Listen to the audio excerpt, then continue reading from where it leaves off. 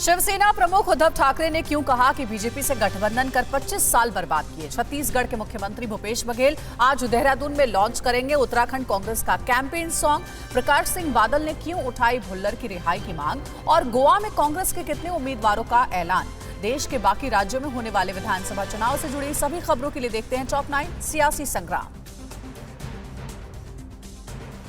महाराष्ट्र के मुख्यमंत्री और शिवसेना अध्यक्ष उद्धव ठाकरे ने बीजेपी को लेकर कहा कि शिवसेना ने बीजेपी के साथ गठबंधन कर अपने 25 साल बर्बाद किए। पार्टी के संस्थापक और अपने पिता बाल ठाकरे की 96वीं जयंती पर शिव सैनिकों को संबोधित करते हुए उद्धव ने कहा कि बीजेपी का हिंदुत्व सिर्फ सत्ता के लिए है।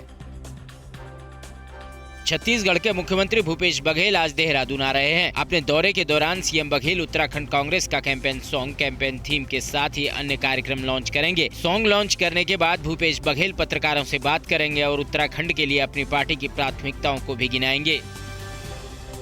पंजाब चुनाव से पहले देवेंद्र पाल सिंह भुल्लर की रिहाई का मुद्दा गर्माता जा रहा है। पंजाब के पूर्व मुख्यमंत्री प्रकाश सिंह बादल ने एक बार फिर से भुल्लर की रिहाई का मुद्दा उठाते हुए दिल्ली के अरविंद केजरीवाल सरकार पर आरोप लगाया है कि वो जानबूझकर देवेंद्र पाल सिंह भुल्लर की रिहाई की फाइल पर दस्तखत करके अप्रूवल नहीं दे रहे और मानवीय आधार पर भुल्लर की रिहाई की फाइल को दिल्ली सरकार को पास कर देना चाहिए। पंजाब विधानसभा चुनाव के लिए बीजेपी के साथ गठबंधन करने वाले कैप्टन अमरिंदर सिंह ने रविवार को अपनी पार्टी पंजाब लोक कांग्रेस के 22 प्रत्याशियों की पहली लिस्ट जारी कर दी। गठबंधन में पीएलसी के हिस्से 37 सीटें आई है। इनमें से पटियाला शहर सीट से कैप्टन खुद ताल ठोक रहे हैं। शिरोमणि अकाली दल की पूर्व विधायक फरजाना आलम को मलेर कोटला से उतारा है। पंजाब में मंत्री राणा गुरजीत सिंह ने अपने बेटे राणा इंद्र प्रताप सिंह के लिए आक्रामक चुनाव प्रचार शुरू कर दिया है, जो कांग्रेस उम्मीदवार नवतेज सिंह चीमा के खिलाफ सुल्तानपुर लोधी विधानसभा सीट से निर्दलीय उम्मीदवार के रूप में चुनाव लड़ रहे हैं। इतना ही नहीं, राणा ने दावा भी किया है कि सुल्तानपुर लोधी सीट से उनके बेटे की ही जीत होगी। गोवा में कांग्रेस नेता पी चिदम्बरम ने कहा कि कांग्रेस ने 37 में से 36 उम्मीदवारों का ऐलान कर दिया है और जल्द ही आखिरी सीट के लिए भी उम्मीदवार की घोषणा करेंगे। कांग्रेस गोवा फॉरवर्ड पार्टी के लिए कुछ सीटें छोड़ सकती है, जिसके साथ ही वह गठबंधन में चुनाव लड़ रही है। इससे पहले भारतीय जनता पार्टी ने अपने उम्मीदवारों की लिस्ट जारी की है।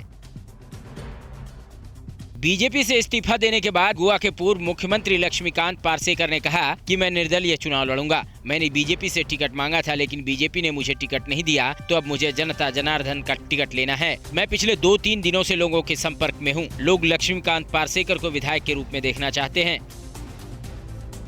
गोवा में बीजेपी महासचिव सीटी रवि ने कहा, मनोहर पर्रिकर जी ने हमेशा बीजेपी की जीत के लिए काम किया है, इसलिए मैं उनके बेटे उत्पल पर्रिकर से अपने फैसले पर दोबारा विचार करने और अपने पिता के सपने को पूरा करने की अपील करता हूं। उत्पल पर्रिकर ने बीजेपी से टिकट नहीं मिलने के बाद पणजी निर्वाचन क्षेत्र से निर्दलीय उम्मीदवार के रूप में चुनाव लड़ने का फैसला किया है। मणिपुर के मुख्यमंत्री एन बीरेन सिंह ने दावा किया है कि बीजेपी राज्य में 2/3 से ज्यादा बहुमत के साथ सरकार बनाएगी। उनके मुताबिक मुख्यमंत्री पद केंद्रीय नेताओं की ओर से तय किया जाता है। मेरा कर्तव्य बीजेपी की जीत सुनिश्चित करना है। पार्टी सभी 60 विधानसभा सीटों पर चुनाव लड़ेगी। पहले हमें 21 सीटें मिली थी, इस बार हमें उससे 2 गुनी सीटें मिलेंगी। कोरोना धर्म नहीं देखता, जात नहीं देखता, अमीर गरीब ऊंच नीच नहीं देखता। कोरोना सिर्फ मौका देखता है, लेकिन आप उसे मौका मत दीजिए। बस इतना कीजिए, जब कभी दफ्तर से बाजार से घर लौटिए तो इतना ख्याल जरूर रखिए, कहीं आपके साथ कोरोना आपके घर तो नहीं जा रहा। भूलिए मत, कोरोना अभी जिंदा है।